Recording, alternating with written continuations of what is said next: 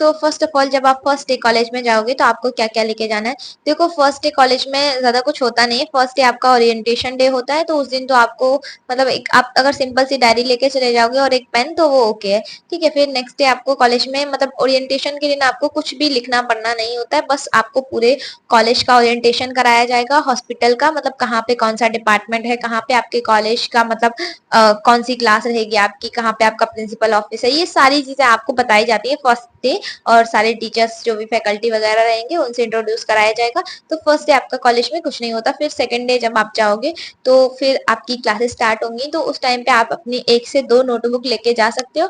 और नोटबुक जो है आप प्रिफर करेंगे जो स्पाइरल नोटबुक होती है और जिनमें लाइनिंग नहीं होती, विदाउट लाइनिंग वाली, तो वो ज्यादा सही रहती है। बाकी आप अपने अकॉर्डिंग चूज कर सकते हैं। नोटबुक्स का कोई वो नहीं रहता कि आपको ऐसे लेके जानी वैसे लेके जानी, बट मैं आपको बता रही हूँ अगर आप चाहो तो ये वाली ले लो, ये वाली ज्यादा सही रहती है। जो स्पाइरल में आती है विदाउट लाइनिंग के, वो वाली नोटबुक आप प्रेफर कर सकते हो। ठीक है, और आपको 1 से 2 नोटबुक लेके जानी है। उसके अलावा पेन वगैरह लेके जाओ, और ऐसी कोई फर्स्ट एड चीजें नीड नहीं रहती है। उसके अलावा आपको बुक्स वगैरह जो होंगी वो कॉलेज में या तो बताई जाएंगी, या तो वो लोग मतलब खुद से प्रोवाइड करेंगे, या फिर आपको बोल देंगे कि आपको लेनी है जो भी करना है, तो वो सारी चीजें आपको कॉलेज में ही बता दी जाएंगी। उसके अलावा जब आप फर्स्ट डे जाओगे, देखो अगर कॉलेज का यूनिफॉर्म है तो ठीक है, अगर यूनिफॉर्म नहीं है तो सिंपल कुर्ती पहन के जाना। मतलब गर्ल्स के लिए बता रही हूँ, सिंपल कुर्ती, नीचे पिजामी और आपका दुपट्टा आपके साथ होना चाहिए। दूसरी चीज, अगर आप बॉयज हैं तो फिर मतलब जीन्स का पैंट मत पहन के जाना। उसके अलावा फॉर्मल पैंट फॉर्मल शर्ट। अगर कॉलेज की यूनिफॉर्म है तो अच्छी बात है, अगर यूनिफॉर्म नहीं है तो आपको कैजुअल में ही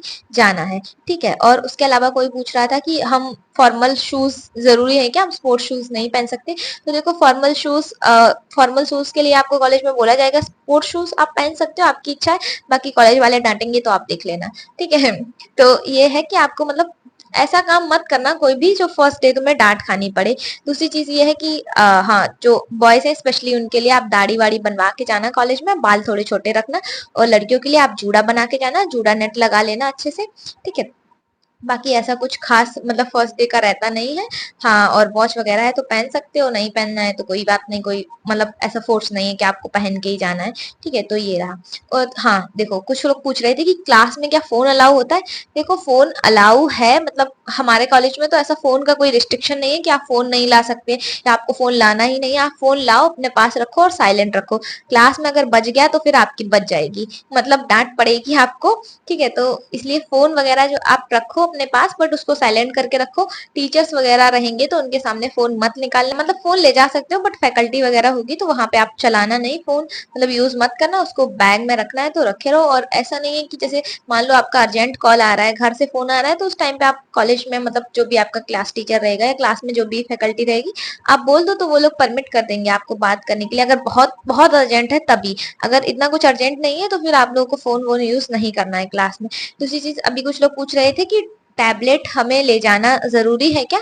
तो टैबलेट नहीं, कोई इश्यू नहीं है कि अगर आपके पास टैबलेट है, आप यूज करना चाहते हो तो आपकी इच्छा है। अदरवाइज कोई ऐसा फोर्स नहीं है कि आपको टैबलेट आपके पास होना चाहिए। हम लोगों के पास नहीं है, हम लोग अपना फोन से ही सारा काम करते हैं। दूसरी चीज ये है कि मतलब बुक्स वगैरह हम लोग खरीद लेते हैं। मोस्टली लोग क्या करते हैं कि उनके पास बुक्स नहीं रहती हैं तो फिर उनको टैबलेट या फिर आईपैड की जरूरत पड़ती है।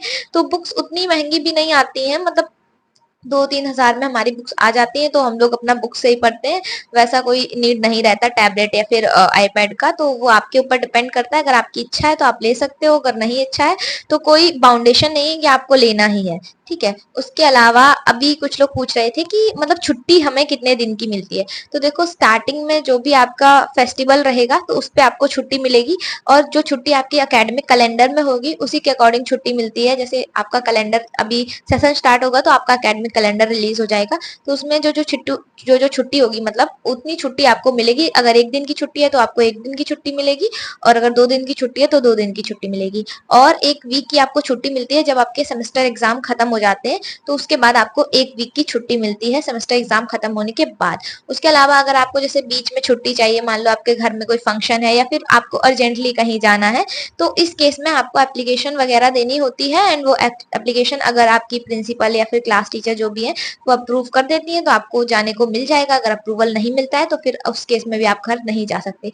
अगर बहुत ही इमरजेंसी सिचुएशन है तब आप मतलब कई सारे वो रहते हैं कि आप चले जाओ, बाद में एप्लीकेशन वगैरह दे दो, घर पे बात बात करवा दो, तो वो सारी चीजें रहती हैं। ऐसा नहीं है कि छुट्टी मिलती ही नहीं है और ये भी नहीं है कि आपको छुट्टी मिल ही जाएगी।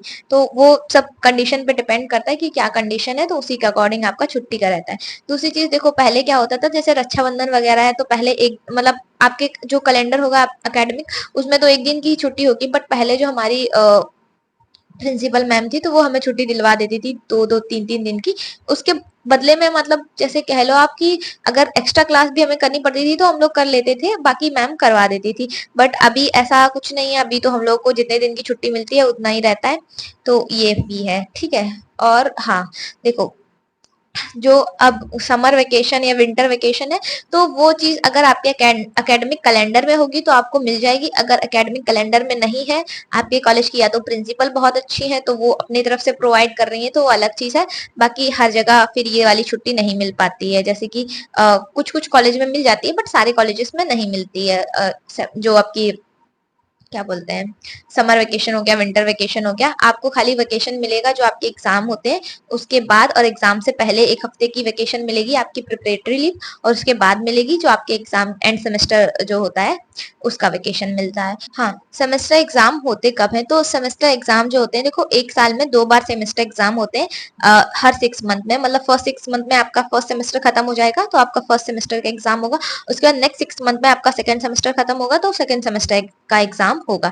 तो एक साल में 2 बार ही एग्जाम होते हैं, हर 6 मंथ पे आपके एग्जाम होते हैं, ठीक है। और जब एग्जाम होते हैं तो उस टाइम पे एग्जाम फीस भी लगती है, और ये एग्जाम फीस सबकी अलग अलग होती है, मतलब सेमेस्टर वाइज अलग अलग होती है। जैसे फर्स्ट सेमेस्टर में अलग लगेगी फीस, मतलब कुछ और लगेगी, सेकंड सेमेस्टर में कुछ और लगेगी, तो ये फीस आपकी अलग अलग होती है सारे सेमेस्टर्स के लिए। तो ये सारी चीजें हैं। दूसरी चीज, अभी आप लोग में से काफी लोग पूछ रहे थे कि इंट्रोडक्शन पे, अभी मैंने एक प्रीवियस वीडियो डाला था मतलब कॉलेज में फर्स्ट डे इंट्रोडक्शन वाला, तो आप में से काफी लोग बोल रहे थे कि इंट्रोडक्शन पे आप वीडियो बना दो। तो इंट्रोडक्शन का कुछ ऐसा है नहीं, बस आपको अपने बारे में ही बताना है। दूसरी चीज, आप कहाँ से बिलोंग करते हो, यही सब चीजें, कैसे कैसे एजुकेशन हुई है, वही सारी चीजें आपको बतानी होती है। दूसरी चीज ये है कि इंट्रोडक्शन आप अभी अपने सीनियर्स के लिए रहने दीजिए। अगर सारी चीजें मैं ही बता दूंगी तो फिर उन लोगों के पास कुछ बचेगा नहीं आपको बताने के लिए, ठीक है।